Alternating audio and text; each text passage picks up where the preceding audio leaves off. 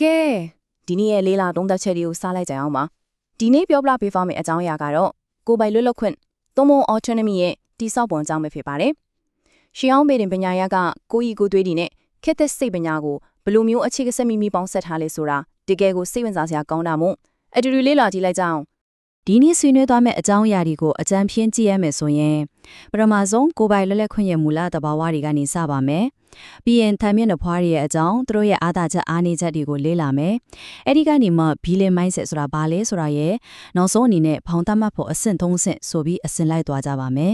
ကဲပထမဆုံးအပိုင်းတိခေတ်တဲ့ကိုယ်ပိုင်လွတ်လပ်ခွင့်ရဲ့မူလသဘာဝတွေကိုစလိုက်ကြရအောင်ဒီနေရာမှာမွေးရပါကိုကြီးကိုသွေးစတာနဲ့ကိုကာကွယ်တဲ့အပြုအမူတွေကြားကစိတ်ဝင်စားစရာကောင်းတဲ့စုံမတ်ကိုတွေ့ရပါလိမ့်မယ်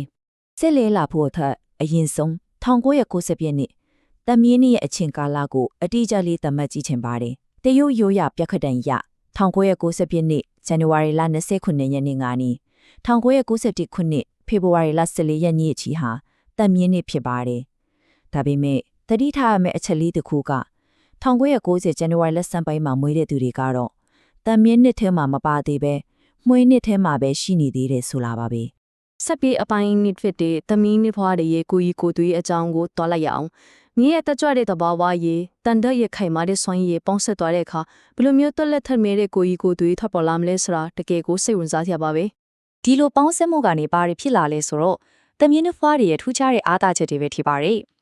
်သူတို့ကဆုံးဖြတ်ချက်ရည်ရန်ပြတ်သားတယ်အရေးချင်းရှိတယ်ဉာဏ်ရည်တွက်လက်လို့လက်တွေ့အကောင်းအထည်ဖော်တဲ့နေရာမှာလဲတကယ်ကိုပြိုင်ပတ်ခင်မှာပဲဒါအပြင်ရိုးသားတဲ့တခြားသူတွေကိုကူညီတတ်တယ်ရီမန်းချက်ကြီးပြီးစမ်းသစ်တွေထွင်နေဆွမ်းရှိတဲ့မွေးရပါခေါင်းဆောင်ကောင်းတွေလို့ပြောလို့ရပါတယ်။ငွေကြေးစီမံခန့်ခွဲမှုဘက်မှာလည်းမွေးရပါပါရမီပါလာကြတယ်ဗျ။ဒါပေမဲ့အားသာချက်တွေကြီးပဲရှိနေတာတော့မဟုတ်ဘူးပေါ့။အခုအပိုင်း3ဖြစ်တဲ့အားသာချက်နဲ့အားနည်းချက်တွေကိုထိန်းချောင်းခြင်းဆိုတဲ့အပိုင်းကိုရောက်လာပါပြီ။ဒီလောက်ကြီးမားတဲ့ရီမန်းချက်တွေနဲ့စ조사အားထုတ်မှုတွေရဲ့နောက်ွယ်မှာမလွေးမသွေပေးဆက်ရမယ့်အရာတွေလည်းရှိနေပါတယ်။စဉ်းစားကြည့်ပါဒီလောက်စွမ်းဆောင်ရည်မြတ်မာတဲ့တန်မြဲနှစ်ဖွားတွေမှာဘလို့အားနည်းချက်တွေရှိနေမလဲ။သူတို့ကတချို့အချိန်တွေမှာအရန်ခေါင်းမာတတ်ပါတယ်ပျော်ပြောင်းမှုတိတ်မရှိပဲစိတ်လိုက်မှန်ပါလုတ်တတ်တယ်လို့ဒေါသထွက်လဲလွယ်ကြပါတယ်အဆိုးဆုံးကတော့ရီမန်းချက်အရန်ရေးလွန်းလို့အလုပ်တွေအများကြီးလုပ်မိတတ်ပါတယ်ကိုကျမရေကိုကျူးမဆိုင်မိပဲဘန်းအောင်လုပ်ဖြိုတဲ့စိုင်းအင်ခန်းချောင်းမှုအလွယ်တကူဖြစ်သွားနိုင်တဲ့အန်ဒီရဲ့အမြဲရှိနေပါတယ်ဆက်ဆံရေးဘက်ကိုကြီးမဲ့ဆိုရင်လေသူတို့ကကိုပိုင်လွတ်လပ်ခွင့်ကိုအရန်တန်ဖိုးထားကြတယ်အခြေရေးမှာအသိတော်ဆုံးကတော့ကြားခွေးနဲ့သူ့နှုတ်ပွားတွေဖြစ်ပါတယ်လုပ်ငန်းခွင်မှာဆိုရင်တော့ထခါထလေးသေးလိုရတဲ့ယုံကြည်နေတဲ့အလုံးမျိုးကိုလုံးဝမနစ်သက်ကြပါဘူးကိုပိုင်ဆုံးဖြစ်ခွင့်ရပြီးညာရင်ညာတွေတုံးရတဲ့စင်ခေါ်မှုတွေကိုပို့သွားကြပါတယ်ဒါကြောင့်ငွေကြေးနီးပညာနဲ့ဥပဒေရေးရလို့တန်တဲ့နဲ့သက်ဆိုင်တဲ့နေပေတွေကသူတို့အထောက်ကွက်တီးပါပဲဒီနေရာမှာအရေးကြီးဆုံးချက်တစ်ချက်ရှိပါတယ်အောင်မြင်ဖို့ဆိုရင်ကိုယ့်ရဲ့စိတ်လိုက်မှန်ပါဖြစ်မှုတွေကိုတေချာထိန်းချုပ်နိုင်ဖို့လိုအပ်ပါတယ်အလုံးနဲ့ဘဝကိုမြင်မြတက်တက်ဖြစ်အောင်နေထိုင်ဖို့ကမရှိမဖြစ်ကိုအရေးပါတာပါဒီအချက်ကဘာကိုပြနေလဲဆိုတော့ရေမန်းချက်အရန်ကြီးတဲ့သူတွေရေရှည်ရက်တည်နိုင်ဖို့ဆိုရင်ဘာကြောင့်ခိုင်မာပြီးစနစ်ကျတဲ့ဘောင်တွေသို့မဟုတ် boundary တွေတတ်မှတ်ထားဖို့လိုအပ်လဲဆိုတာပါပဲကဲအပိုင်း၄အနေနဲ့ Valley Mindset Audit ပဲဖွင့်ဆိုခြင်းဆိုတဲ့အပိုင်းကိုဆက်သွားကြရအောင်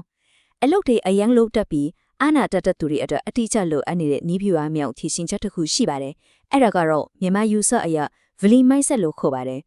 Villain mindset လို့ကြားလိုက်ရင်လူဆိုးတစ်ယောက်လိုမကောင်းကြံတာလို့တွေးသွားနိုင်ပါတယ်။တကယ်တော့အဲ့ဒီလိုလုံးဝမဟုတ်ပါဘူး။သူ့ရဲ့အထူးကဆိုလို့ရင်က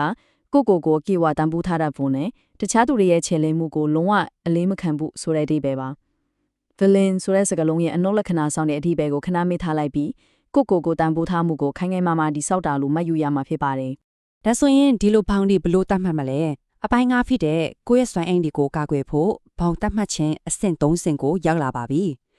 ဒါကမြန်မာရင်းမိတင်တဲ့နိုင်တိုက်ရိုက်ရယူထားတဲ့လက်တွေ့တာကြအသုံးချနိုင်မဲ့လမ်းညွှန်ချက်တွေဖြစ်ပါတယ်။ဒီလမ်းညွှန်ချက်အဆင့်3ဆင့်ကတော့ရှင်းပါတယ်။အဆင့်1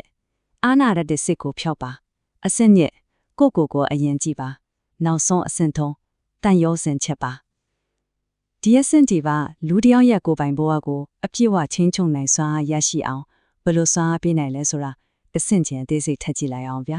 ပထမဆုံးအဆင့်1အတွက်ဒီလိုလေးစဉ်းစားကြည့်ပ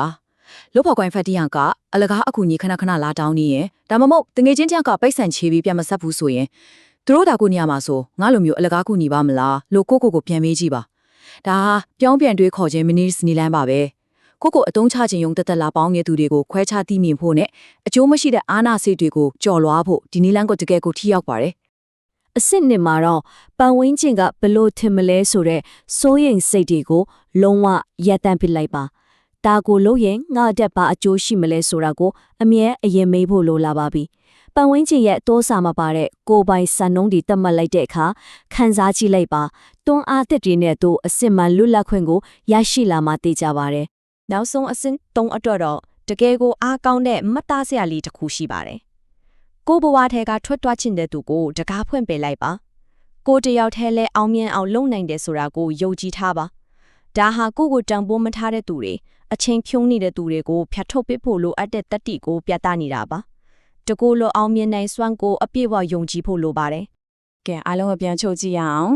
ဒီနေ့ဆွေးနွေးခဲ့တဲ့အဓိကအနှစ်သာရချစ်တဲ့ကိုပိုင်လွတ်လပ်ခွင့်ရဲ့တိဆော့ပုံဆိုလာမွေးရပါတမြင့်နှဖွားဒီလိုလွတ်လပ်မှုနဲ့ရေမှန်းချက်ကြီးမားတဲ့တဘာဝကိုနားလည်လက်ခံခြင်းနဲ့အတူဗီလမိုင်းဆက်လိုမျိုးအလျှော့မပေးတဲ့စီးမင်းပေါင်းတွေကိုပါတက်တက်ကြွကြွတိဆော့ခြင်းတို့ပြည့်ပြည့်စုံစုံပေါင်းဆက်ထားတာပဲဖြစ်ပါတယ်အဆုံးသတ်အနေပဲဒီမေကိုလေးကိုခြံရစ်ခဲ့ခြင်းပါတယ်စင်မနဲ့အောင်မြင်မှုဆိုတာလူတယောက်မွေးဖွားလာကလေးကပါလာတဲ့ကိုကြီးကိုသွေးတွေကနေပဲတီးတန့်အချစ်ပေါ်လာတာလားဒါမှမဟုတ်သူတို့ရွေးချက်တီးဆောက်လိုက်တဲ့အရှိုးမပေးတဲ့စီးမြင့်မောင်နေစီကနေလာတာလားတကယ်ကိုစဉ်းစားစရာပါပဲဒီနေ့လေးလာမှုကတော့ဒီလောက်ပါပဲနောက်ထပ်စိတ်ဝင်စားစရာအကြောင်းအရာတွေနဲ့ပြန်လာခဲ့ပါအောင်မယ်